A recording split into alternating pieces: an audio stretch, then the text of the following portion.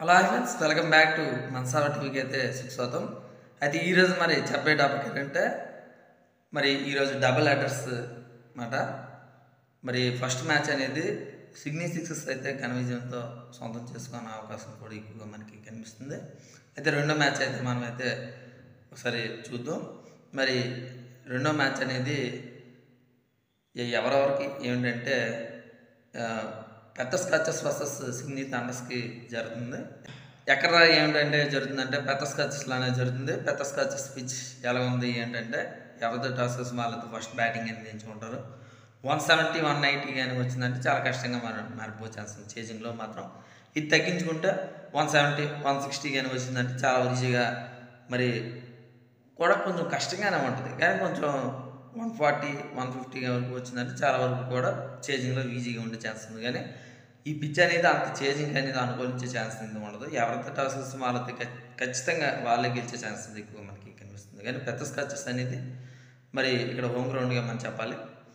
Head to head క్రికెట్లో చూసుకున్న 10 మ్యాచ్లు అనేది జరిగితే 9 మ్యాచ్లకే పరిమితమైంది పెద్ద స్కాచెస్. 9 మ్యాచ్లుగా సిడ్నీ థండర్స్ అనేది పరిమితమైంది అనేది మనం చెప్పాలి.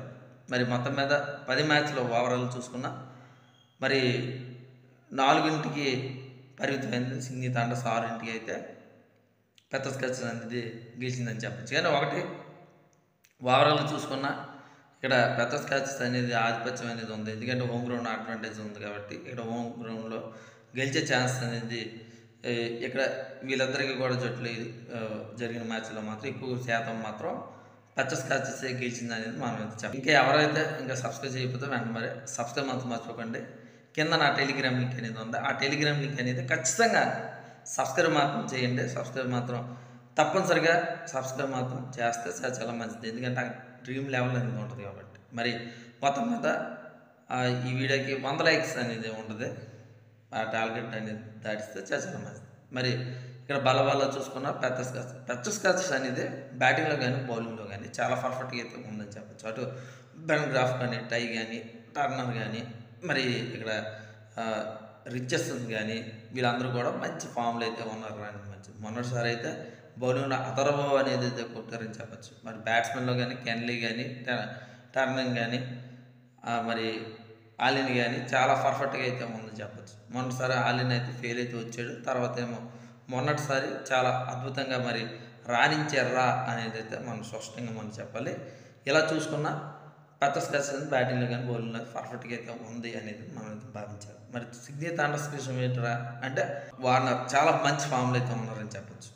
ఇటు శామ్ బిల్లింగ్ మంచి ఫామ్లో అయితే ఉన్నారు అని మనం చెప్పచ్చు. కానీ కొంచెం మిడిల్ ఆర్డర్ ట్రబుల్ గేమ్ అయితే ఉంది.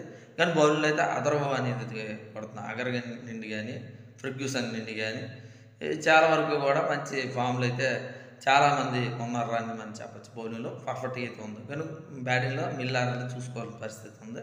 కానీ ఒకటి చాలా వరకు కూడా సిడ్నీ థండర్స్ కానీ పెద్ద స్కాచెస్ కానీ వీళ్ళిద్దరికీ జరిగినప్పుడు మాత్రం చాలా పర్ఫెక్ట్గా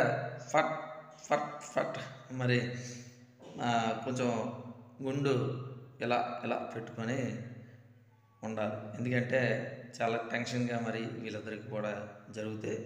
చాలా మ్యాచెస్లో మాత్రం నేను చూసిన మ్యాచ్లో మాత్రం ఖచ్చితంగా సరే ఇలాగే జరుగుతుంది మ్యాచెస్ కూడా.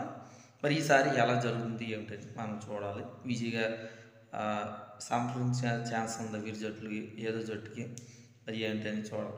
కానీ ఒకటి వీళ్ళిద్దరికి కూడా బలవాళ్ళు చూసుకున్నాం పర్ఫెక్ట్గా పెద్ద స్కాచెస్ ఉంది. హోమ్ గ్రౌండ్ కూడా పెద్ద స్కాచెస్ గెలిచే ఛాన్స్ ఉంది.